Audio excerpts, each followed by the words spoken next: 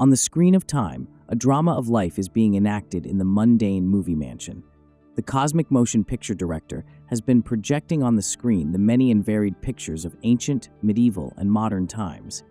He films pictures of war, famine, poverty, tragedy, comedy, good and evil, to keep the audience entertained throughout eternity. The appetite of entertainment-loving minds being enormous, the cosmic movie director is trying to film and play an omnibus of pictures. This earth is meant to be a place of mirth, a temporary pleasure house for immortals. Because we forget this and become identified with the earthly drama, we suffer. We must remember that our real home is in the mansion of changeless, ever-new, blissful, omnipresent immortality. Unwise souls who play truant and get intoxicated with mundane desires and delusions want to dally in the earthly movie house, experiencing the excitement of pleasure and pain, health and disease, life and death. Creation came into being through a desireless desire of spirit. The Lord was one and alone with no one to enjoy his joy, so he wished to express his bliss through many. He sent on earth immortals, individualized images of himself, to watch the short, ever-changing dramas of life and death. Contrarily, while the immortals were enjoying their individuality, they fell into the trap of duality. Through identification with the characters in this earthly movie, the godly immortal souls succumbed to the disease of delusion, the mortal consciousness of change. As one wealthy prince thought himself a poor, miserable beggar when he was drunk in the slums, so immortals imagine themselves to be sick or well, alive or dead, happy or miserable, when intoxicated with the delusion of change in the mortal show of this earth. I would prefer even to be bored with my immortality rather than undergo the nightmare of earthly dream death from a malignant disease. Unwise immortals, while playing in a tragedy on earth, identify themselves with that temporary role. Taking it too seriously, they begin to moan if they have to play that they are dying in poverty. If an immortal faints, thinking he is dying from a gunshot wound that was only a dream injury in a dream play, then he is foolish. Befuddled immortals inflict on themselves so many ridiculous mental tortures. Some rich men, dying with nervous breakdown dreams, say, "If only I could live on this earth with a healthy body, I would be glad to live without a penny." So they reincarnate as healthy men, but without money. Then they struggle and struggle for money, and when they are dying of starvation, they say, "If only I had health and money, how happy I would be." So they reincarnate with plenty of money and health, but without happiness. On their deathbed, they think, "If only I could have happiness, I would forego health and riches." The next time they come back to earth very happy, but without health or riches, for which they soon realize a need, and so the cycle continues. In this way, immortal souls repeatedly punish themselves, because they never can find on this earth complete satisfaction. To die of a broken heart and enter the grave with desires that were unfulfilled by seeing or playing in this earthly movie house is extremely foolish, for this earthly drama could never afford the perfect happiness of spirit. Some people die longing for perfect human love. Others die dreaming of perfect happiness through the attainment of wealth and fame, but they are all deceived, for to own this whole earth and be adored by all its people is very little compared to what is lost by remaining a prodigal mortal. To contact omnipresence is to own the whole cosmos with all its entertainment and ever-new immortality. In comparison, to own this earth is nothing. It would be fraught with sorrows, and at the time of death, the delusion of its being wrested away from you would torture the soul. Material things cannot be owned by anybody, for at death they must be left behind and given to others. We are only allowed to use the objects of this world. So it is foolish to be possessed by material possessions. Just pray to be given the use of what you need and the power to create those things at will. Since death compels us to give up everything, even a millionaire dies poor. Rather be like Jesus. He was materially poor, but rich with God.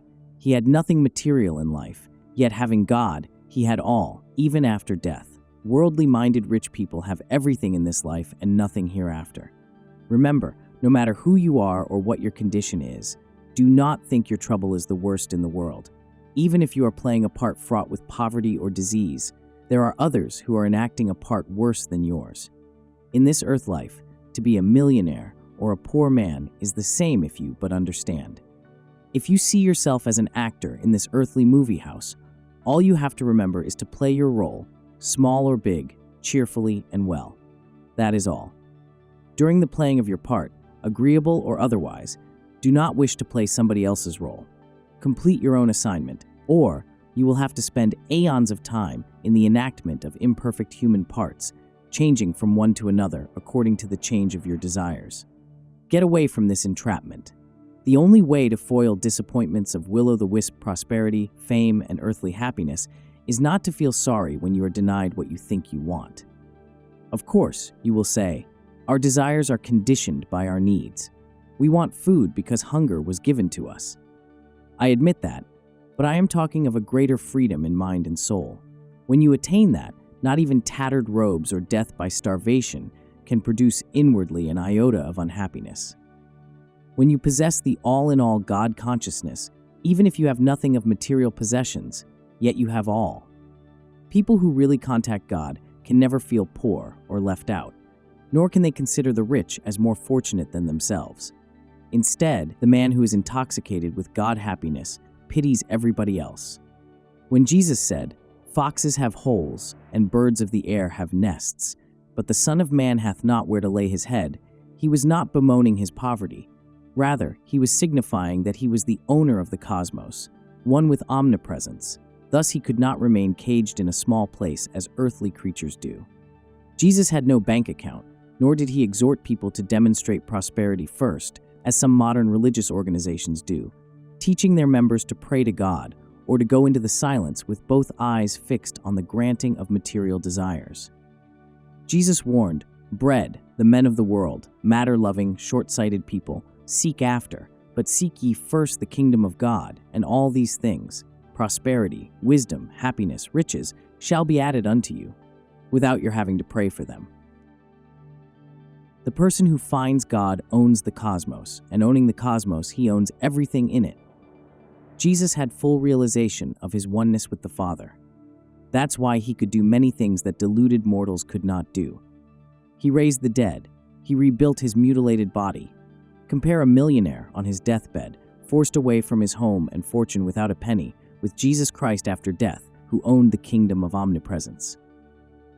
So, do not desire to be a millionaire. It is a waste of time to delude yourself with material desires. Rather wish and strive to be a Christ. Invest your time in daily meditation, ever longer and deeper.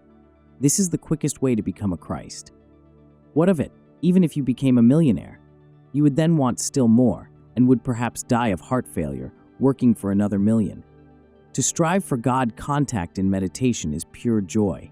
You will be happy when you meditate, and you will be happier still when you arrive at the end of the trail of meditation and meet God, the King of ever new joy. During your sojourn on earth, remember that you are only a movie actor. You may be called upon to enact any part, tragedy or comedy. You must play it well. And as you watch your tragic portrayals, say, "That was a fine, sad picture, and I played my part well." Likewise, if you can say, "Lord, I played the parts of birth and death well. I played the sad and joyous parts well, and my roles brought me great satisfaction and joy. And Lord, I was highly entertained with your marvelous earthly movies, but I did not create any new desires to play new parts." Then perhaps he will say, "All right, you need not stay in the movie colony of the earth any longer. Come back to my home of eternity, my home of ever new joy." To each prodigal immortal, God says, "Son, know this, you are eternally my child, naughty or good, whether on earth or in heaven. But when you forget that your home is in my kingdom and get mixed up with my earthly shows, you make yourself miserable. When you will realize you are an immortal, made in my blissful image, you can remain on the earth enjoying earthly dramas with an immortal's attitude. Or you can come home and rejoice in the ever-entertaining, ever-new, joyous entertainment of my unending blissful nature. Wash your hands of all desires now, yet perform your earthly duties with an increasing ambition to please God and to make others happy. Then, when the door of death is opened, your spirit will laugh and dance and shout, "Now through this opening I shall dash to my home of immortal bliss." Disappoint, all the adversities of earth-binding attachments so that they will not bring you here on earth anymore. Being unshackled, race straight to your home in God. You will tire of all things quickly once you have them. You will tire the quickest if you win every material thing you desire. But there is one thing you will never be tired of, either now or throughout eternity, and that is the ever-new joy realized in God contact. Joy that is always the same may cause boredom, but joy of God, which is ever new and continuous, will entertain you forever. Such joy can be found only in deep meditation. Deluded immortals travel through many corridors of incarnations, rising, falling, hoping, rejoicing, weeping. Nature keeps excitement-loving individuals entertained with variety, a mixture of sorrow and pleasure. Christ-like souls are busy with the ever-new, continuous, changeless joy in everything, in God. Christ, one with God's omnipresent consciousness, is blowing with the wind, laughing in the brooks, twinkling in the stars, blushing in the sunset, and gently smiling in the blossoms with his fragrant presence. Christ is dancing on the sea of human emotions and thoughts. Christ is joy in all hearts and in all things. Those who have their eyes of wisdom closed perceive the dark qualities of suffering, death, disease, sorrow, and fleeting pleasure. With open eyes, Christ sees naught but light, laughter, and beauty, which he prays will become manifest to earthly souls, when with devotion they too have opened their all-seeing wisdom eyes and reawakened to their blissful immortality.